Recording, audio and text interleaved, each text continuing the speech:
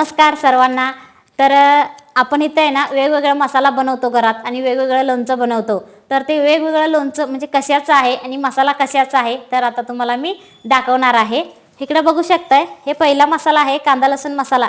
आपण सगळ्या भाजीला आहे ना वापरतो तेच इकडे कांदा लसूण मसाला आहे।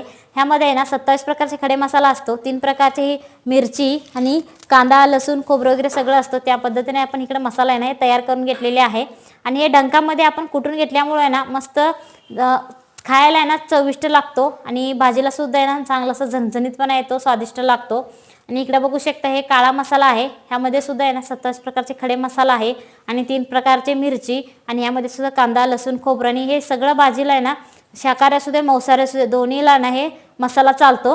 आणि इकडे बघू शकता हे मिरची पावडर आहे, हे मस्त आहे ना झणझणीतपणा येतो आणि ह्यामध्ये सुद्धा आपण आहे ना 80% बेडगी वापरलेले आहे, 10% लवंगी आणि 10% शंकेश्वरी वापरलेले आहे। थोडंफार हे भाजीला तिखट पण येणार आणि मस्त झणझणीत पण येणार, लालबडक असं आहे ना येणार। त्यामुळे ना हे सुद्धा आहे ना कोणाला लागलं तर आपल्या व्हॉट्सअप नंबरवरती ऑर्डर करायचं आहे। त्याचबरोबर आहे ना इकडे देशी हळद पावडर आहे। आता थंडीचा दिवस आहे आणि लहान मुलांना वगैरे आहे ना खोकला वगैरे येतो, त्यामुळे ना आपण रात्री लहान मुलं असू दे मोठे असू दे तर रात्री आहे ना थोडंसं गरम पाण्यामध्ये नाही तर गरम दुधामध्ये आहे ना एक अर्धा चमचाभर आपण आहे ना हे हळद पावडर घालून आहे ना त्यांना प्यायला दिलं तर थोडंफार घसासुद्धा आहे ना चांगला होतो आणि थोडंफार आहे ना खोकलासुद्धा कमी होऊ शकतो। त्या पद्धतीने आपण इकडं हे देशी हळद पावडर आपण इथं तयार केलेले आहे।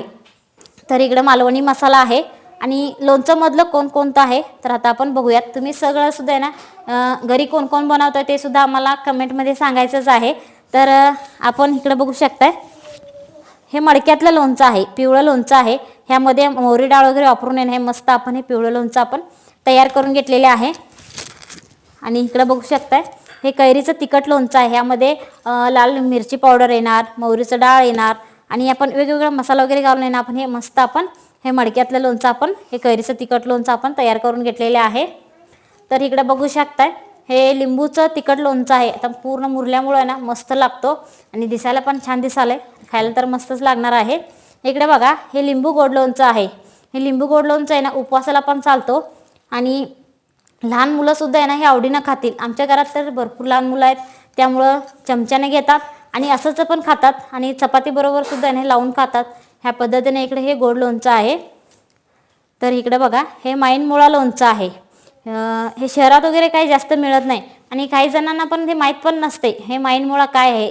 तर त्याचं आपण इथं लोणचं आपण हे बनवलेले आहे, त्यामुळे हे सुद्धा आहे ना खायला मस्त लागतो। असं ह्या पद्धतीनं माईनमुळा लोणचं आहे। आणि इकडे बघा कारलीचं भाजी म्हटले की कोण खाणार नाहीत, तर इकडं आपण कारलीचं लोणचं घातलेले आहे, त्यामुळं लहान मुलंसुद्धा खाणार आणि आपल्या आरोग्यासाठी फायदेशीर असते, त्यामुळे आपल्याला हे खायलाच पाहिजे, लहान मुलांनासुद्धा खायलाच पाहिजे। असं ह्या पद्धतीने आपण हे कारलीचं लोणचंसुद्धा आपण बनवलेले आहे, कडू लागणार नाही काय नाही। असं या पद्धतीने इकडे कारलीचं लोणचं आहे। इकडे बघा हळदीचं लोणचंसुद्धा आहे आणि हे पण आपल्या आरोग्यासाठी फायदेशीर असतं, त्यामुळे आपल्याला खायलाच पाहिजे। आणि ह्याचबरोबर आहे ना तुम्हाला मिरची लोणचंसुद्धा मिळणारच आहे। तर आता हे मसाला झाला, लोणचं झालं आणि ह्याचबरोबर तुम्हाला पापड कुरडे वगैरे सगळं मिळणार आहे आणि तिखट सांडगं असू दे असं वेगवेगळं आपण आहे ना सगळं घरपोच देत असतो। त्यामुळं तुम्हाला लागलं तरी सुद्धा आहे ना आपल्या व्हॉट्सअप नंबरवरती ऑर्डर करायचं आहे, त्यामुळे तुम्हाला पण घरपोचच मिळणार आहे। धन्यवाद।